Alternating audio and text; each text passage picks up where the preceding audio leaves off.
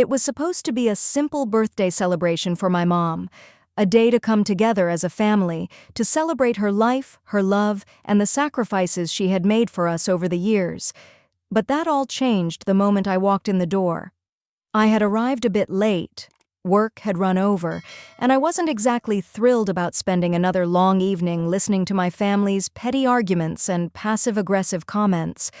But I still showed up because, well, family. I expected to be greeted with smiles and happy birthday wishes from everyone. What I didn't expect was the cold silence that followed as I stepped into the living room. My dad, who usually greeted me with a smile, turned his back without a word. My sister gave me a cold look and kept talking to her boyfriend, as if I didn't exist. I was confused. What had happened? I thought maybe I had missed something, some family drama that had occurred in my absence. And then, my dad spoke. His voice was sharp, filled with frustration, something I hadn't heard in a long time. "You're not welcome here, Nicole. You've disrespected this family long enough." I blinked in disbelief. Disrespected? I hadn't done anything wrong. I hadn't even seen my family in weeks, and here I was, being told that I wasn't welcome. I glanced at my sister, hoping for an explanation, but she didn't meet my eyes. Her boyfriend, who had always been quiet and reserved, stood up and walked toward me with a smug look on his face. As he reached me, he said with a smirk, "Hi, boss." The words hit me like a punch to the gut. Boss? What was he talking about? And why was he looking at me with that look in his eyes? The whole room was watching me now, waiting for my reaction. My sister's boyfriend was treating me like I was some stranger, a competitor in his eyes. But I wasn't a stranger. I was family. Why was I being treated like this? The shock of it all was overwhelming. I had worked so hard to get where I was, to build my life and my career, and here I was, standing in the place where I should feel safe, only to be rejected by my own family. For a moment, I thought about walking out, about leaving and never looking back. But something inside me clicked. I wasn't going to let this go. I wasn't going to let my family treat me like I was beneath them. I wasn't just Nicole anymore. I was someone who had earned her place, who had fought for everything she had. And if they couldn't see that, then maybe it was time for me to show them. The atmosphere in the room was thick with tension. My dad's words hung in the air like a cloud, and my sister's boyfriend's smug expression only made it worse. My sister, who usually had my back, didn't even glance in my direction. It was as if the person I had once been, the daughter, the sister, didn't matter anymore. I stood there, my mind racing. What had happened? Why had they turned on me? I had always been the one to put my family first, to work hard and make sacrifices to keep the peace. But in that moment, it was clear. I had been the one who had been overlooked. I had been the one who had been forgotten. I looked at my dad, trying to keep my voice steady. "What are you talking about? I haven't done anything to you. I don't even understand why you're doing this." But he didn't answer. Instead, he turned his back on me, dismissing me as if I were nothing more than an inconvenience. I could feel the weight of his rejection settling in. It wasn't just a momentary frustration, it was a deep wound, one that I hadn't anticipated. My sister's boyfriend, who had been standing by her side like some silent observer, now stepped forward, as if he were somehow the one in control. "You know," he said with a smirk, "I've heard a lot about you, Nicole. How you've managed to work your way into success, but you've never really fit in here. You're always too busy for family. You never really care about anyone but yourself." His words were like daggers, each one finding its mark. How did he know so much about me? I hadn't shared my personal life with him, but somehow he had decided that he knew everything about me, everything that mattered, everything that made me who I was. I opened my mouth to say something, but nothing came out. The frustration, the hurt, the betrayal, it was all too much in that moment. My whole life had been spent trying to please everyone, trying to meet everyone's expectations. But now, it was clear. No matter how much I gave, they would never see me for who I truly was. I turned to my sister, who was standing by the window, her arms crossed. I tried to make eye contact with her, to find some sort of understanding, but she avoided my gaze. It was as though the girl I had once known, the sister I had grown up with, had vanished into thin air. With a deep breath, I straightened my posture. I wasn't going to let them make me feel small.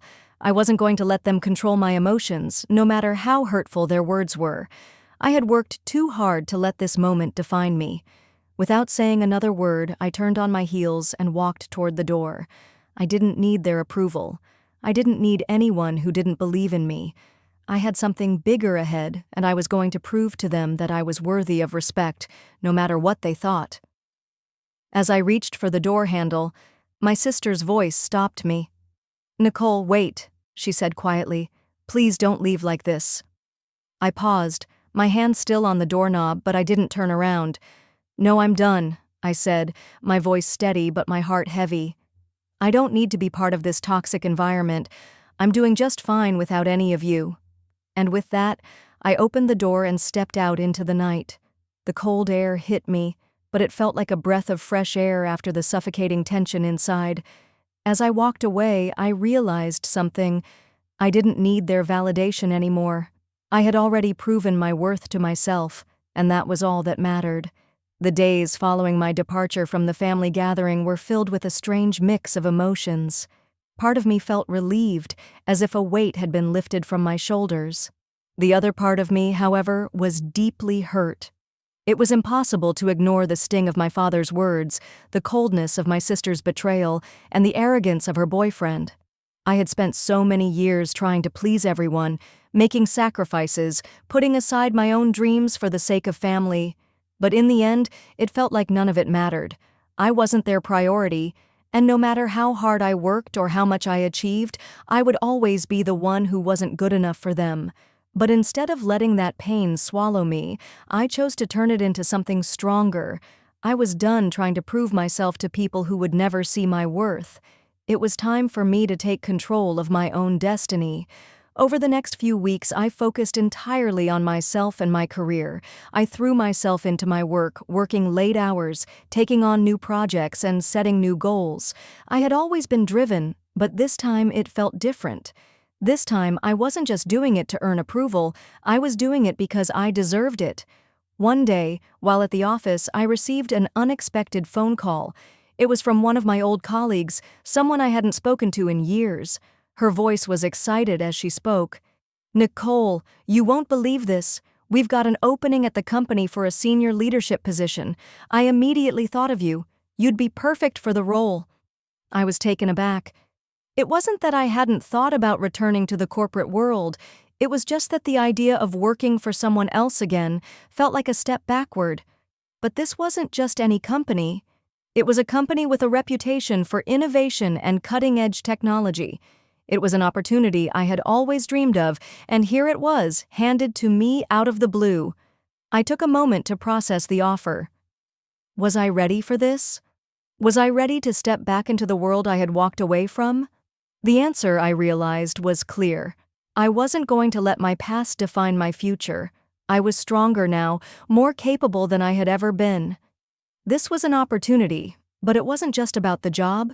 It was about proving to myself, and to everyone else, that I was capable of so much more than I had ever been given credit for. "I'm in," I said, my voice steady. "Tell them I'll take the job." As I hung up the phone, I couldn't help but smile.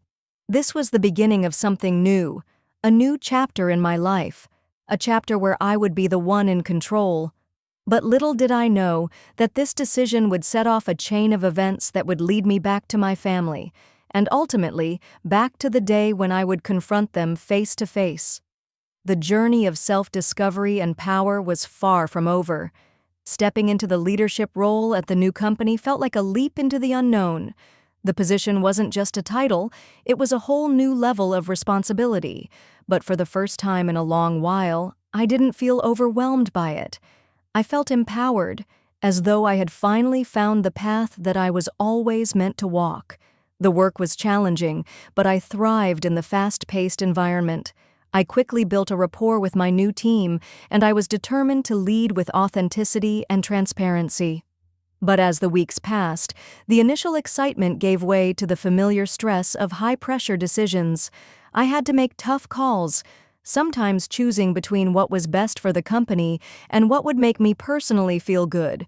It wasn't easy, but with each decision I grew stronger. I began to see the pieces of the puzzle fall into place. The business was thriving, and so was I. However, even as I was making strides in my career, the issue with my family still lingered in the back of my mind. Every time I thought about the way my father had rejected me at that birthday dinner, I felt a sharp pang of hurt. My sister's boyfriend's words, "Hi, boss," echoed in my head. I had learned to push it all aside, focusing on my future. But the truth was, the pain was still there, gnawing at me.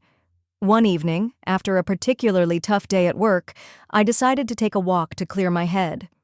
I found myself standing outside the coffee shop where I had once had long talks with my sister. Back then, we would sit for hours, sharing our dreams and frustrations. I missed those moments when I had someone in my corner. As I walked into the coffee shop, I didn't expect to see anyone familiar, but then I spotted her. My sister, sitting at a corner table, her head down, looking lost in thought. Without thinking, I walked over and sat down across from her. She looked up, surprised but not upset. "Nicole," she said quietly, "I didn't expect to see you here." I didn't waste any time.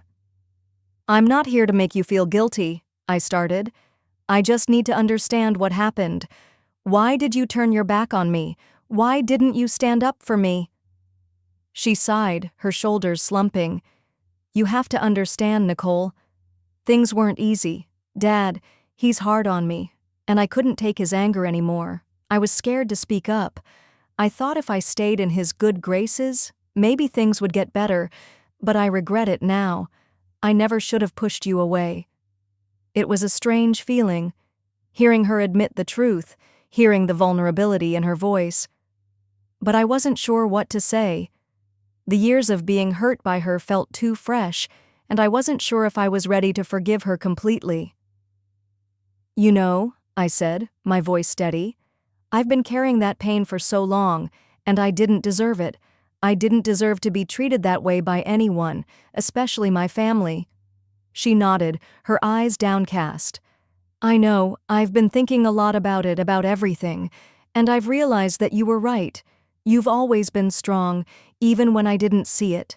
I'm sorry for not supporting you." There was a moment of silence between us. I could feel the weight of everything between us, the unspoken words, the past grudges, and the deep hurt. But for the first time, I felt like there was a crack in the wall that had been built between us. Maybe, just maybe, we could rebuild what had been broken. "I'm not saying that we can just go back to how things were," I said quietly, "but I'm willing to try again. I'm not going to pretend like everything's fine, but I want us to try and be a family again." My sister looked up, her eyes softening. "I'd like that," she said. "I really would." In that moment, I realized something important. Forgiveness wasn't just about them. It was about me. It was about letting go of the pain and moving forward. And maybe, just maybe, it was time to let go of the past and make room for something better. The next few weeks felt like a blur of constant motion. As I dove into my new role, the growth of my business began to take on a life of its own. I pushed through late nights, meetings, and long hours of brainstorming with my team. Despite the exhaustion, there was a sense of fulfillment that I had never experienced before. I was building something real, something that was mine, and the more I invested in it, the more it flourished. Yet, with success came its own set of challenges. The weight of responsibility continued to grow, and with it, the pressure to succeed. I had people relying on me now, clients, employees, and partners. It wasn't just my future on the line anymore. It was the future of everyone involved in the business. I began to see how quickly things could change. One bad decision, one misstep, and everything I had worked for could come crumbling down. I had to stay sharp, focused, and more driven than ever. But what stood out to me the most during this time was the people around me, particularly my new team. I had surrounded myself with driven, talented individuals who shared my vision, and together we created a collaborative environment where ideas flowed freely and everyone felt heard. I wasn't just the leader, I was a part of something much bigger than myself.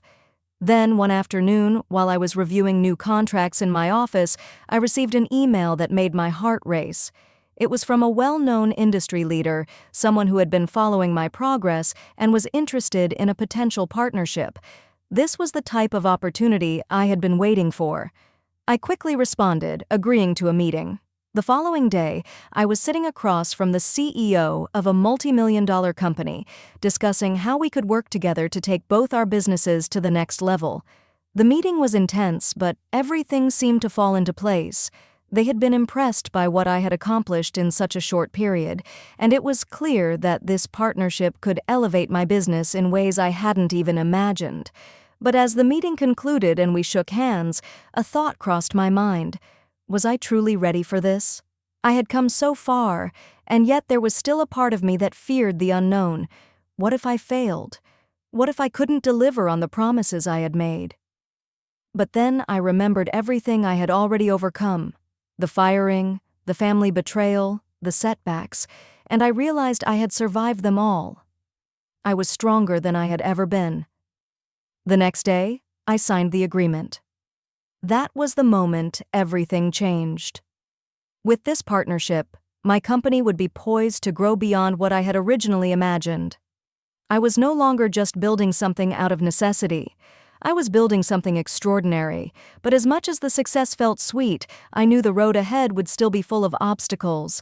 There would be more sleepless nights, more hard decisions, and more battles to fight. But for the first time, I didn't feel fear. I felt excitement. Because I knew that this time it wasn't about proving anyone wrong. It was about proving to myself that I had earned this success.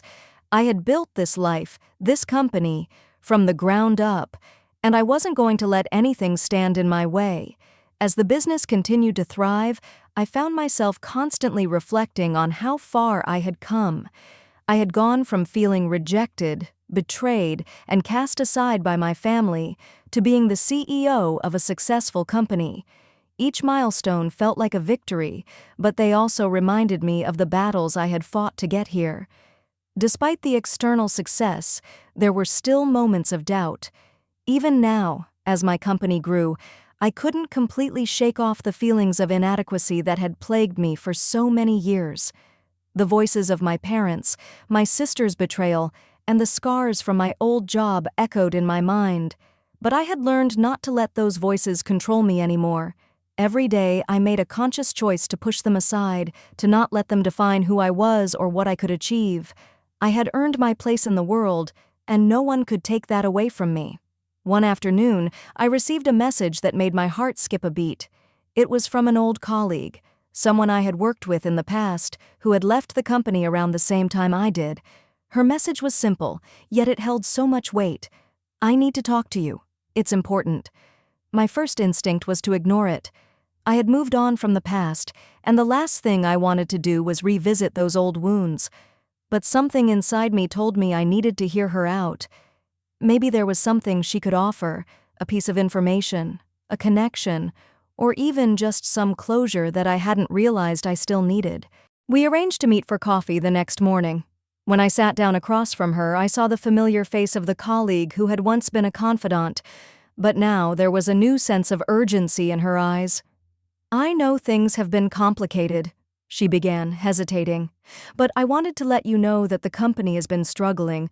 Ever since you left, things have been falling apart. They've lost key clients, and the direction is all over the place. I think they're about to collapse, and I know the real reason why they let you go." I sat there, stunned. For a moment, I didn't know how to respond. Was she saying that the company had been struggling because of the decisions they had made without me? I had always suspected that they were headed in the wrong direction, but to hear it from someone on the inside confirmed something I had felt for so long. "Why are you telling me this?" I asked, my voice steady despite the rush of emotions I was feeling. She paused, taking a deep breath. "Because I think you deserve to know. You were the heart of that company, Jake. Everyone knew it. They made a huge mistake by firing you, and they're paying the price now." I felt a sense of validation wash over me. It was a bitter kind of satisfaction. I had always known my worth, but hearing it from someone else felt like a weight had been lifted. They hadn't fired me because I wasn't capable. They had fired me because they had failed to see the value I brought to the table. And now they were suffering the consequences. But the most important thing I realized in that moment was that I was not defined by their mistakes. I had moved on, built something better, and I wasn't going to let the past hold me back any longer. This was my journey, my future, and I was in control now. As I walked out of the coffee shop, I felt a renewed sense of confidence. This wasn't about proving them wrong anymore. It was about celebrating the fact that I had taken my life into my own hands, and no matter what happened next, I was going to keep pushing forward. The future was mine to create, and this time, I wasn't asking for permission. The weeks after my conversation with my old colleague were filled with a renewed sense of purpose, the confirmation that I had made the right decision to leave, and the acknowledgement of the company's struggles were like a shot of adrenaline. I wasn't just surviving anymore, I was thriving. My business was growing at a rate I had never expected, and my team was starting to gel into something powerful. But as the success mounted, so did the pressure. Managing a growing company came with its own set of challenges. The responsibility I felt for my employees, the clients we were now dealing with, and the future of the business all rested on my shoulders. It was exhilarating, but it was also overwhelming at times. There were nights I couldn't sleep, staring at the ceiling, wondering if I was making the right choices or if I had unknowingly set myself up for failure. That's when I realized I had to do something I had never done before. Ask for help. For so long, I had carried the weight of everything alone. I had been so used to being self-reliant, so focused on proving myself, that I didn't realize how important it was to lean on others when I needed support. I decided to reach out to someone I trusted. Sarah, a former colleague from my old company, had been in a similar position years ago. She had built her own business, faced struggles, and come out stronger on the other side. If anyone understood what I was going through, it was her. We met for lunch at a small cafe downtown, and I immediately felt a sense of relief. As we caught up, I could see the warmth in her eyes and the confidence in her smile. She had been through her own battles, but she seemed at peace with where she was in life. "You know, Nicole," she said after a while, "you've already done something most people can only dream of. You took control of your future, and the fact that you're asking for help shows growth. It means you're not afraid to admit that you don't have all the answers, and that's how real leaders thrive." Her words resonated deeply. I had spent so much time focused on proving myself that I had forgotten the importance of asking for guidance when needed. Leadership wasn't about carrying all the burdens alone. It was about surrounding yourself with the right people and knowing when to delegate, trust, and accept help. The conversation shifted to strategy, and Sarah shared some of the challenges she had faced when expanding her business. We talked about the tough decisions she had to make, the failures that led to lessons, and how she had learned to navigate the inevitable bumps in the road. As I listened, I realized that her experiences weren't just helpful to me, they were a blueprint for the kind of leader I wanted to be. That meeting was a turning point. I realized that I wasn't alone in this. Yes, I had been betrayed, I had struggled, but the reality was I had built a foundation of knowledge, resilience, and support that would carry me forward. The world of business wasn't a solo game. I had the resources to succeed, and now I understood that success didn't mean doing everything by myself. As I left the cafe that afternoon, I felt more grounded than I had in weeks. There were still a lot of unknowns ahead, but I now knew that I didn't have to face them alone. The key to my success wasn't just my ability to overcome challenges. It was my ability to ask for help and learn from those around me. With that renewed clarity, I returned to my business with a fresh perspective. It wasn't about achieving success on my own. It was about building something sustainable, something that could grow and evolve with time, and I was ready for it. The months that followed my meeting with Sarah were a whirlwind of growth, learning, and reflection. The decision to seek guidance had unlocked a new level of leadership for me. I wasn't just building a business, I was cultivating a company culture that valued collaboration, creativity, and most importantly, resilience. As the company grew, I found that my relationships with my employees began to change too. I had stopped seeing them as just people who worked for me. They became partners, each contributing their unique skills and ideas to help shape the company's future. I realized that success was no longer about individual achievement. It was about what we could all accomplish together. It was about empowering others to achieve their full potential, just as I had been empowered to take my own leap of faith. With my company flourishing, I began to expand into new markets and even started offering mentorship programs for younger entrepreneurs. It felt surreal at times, like I had entered a new phase of my life, one where I was no longer the underdog. I had climbed to the top on my own terms, and now I was helping others do the same. But the real moment of change came when I received an invitation, an unexpected one, from my family. They wanted to meet. I hadn't spoken to my father or my sister in months. They hadn't reached out, and I hadn't made an effort to contact them either. The rift between us had felt too wide, too painful, but something in me had shifted. I was no longer the person I had been when I left that birthday party. I had built a new life, a new identity, and for the first time, I wasn't afraid of confronting them. I was no longer dependent on their approval. When I walked into the restaurant where we were meeting, I noticed that the familiar tension between us had dissipated. My dad, my sister, even her boyfriend. They all looked different, like they too had been changed by time. They didn't hold the same power over me that they once did. My dad spoke first, his voice softer than I had ever heard it. "Nicole, I know we've had our differences, and I know I've hurt you," he said, his words measured but sincere. "But I want you to know, I'm proud of you. You've done something I never thought you could do. You've built something real." The words hit me harder than I expected. For so long I had craved validation from him, from all of them. But now, in this moment, I realized I didn't need it anymore. I had already proven to myself that I was capable. "I appreciate that, Dad," I said, my voice steady. "But the truth is, I don't need your approval. I never did. What I've done for myself." My sister, who had been quiet up until then, looked at me with a mix of admiration and regret. "I've seen the way you've grown, Nicole. I'm sorry for what happened. I should have stood by you."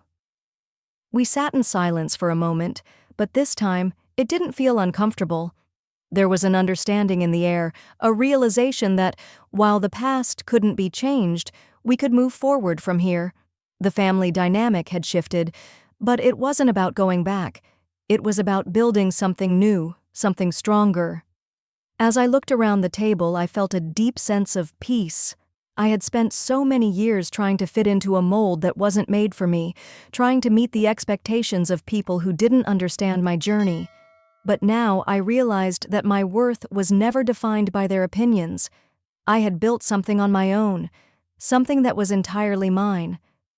"I'm not looking to fix the past," I said, "but I'm willing to move forward. Together. But only if we can respect each other for who we are now, not who we used to be." They nodded, and for the first time, it felt like we were on the same page. It wasn't about forgetting the past. It was about accepting it and embracing the future. As I left that meeting, I felt lighter than I had in years. The weight of my family's rejection no longer held me back. I had built my own success, and I had learned that the only validation I needed was my own. I had already proven myself, not to them but to me.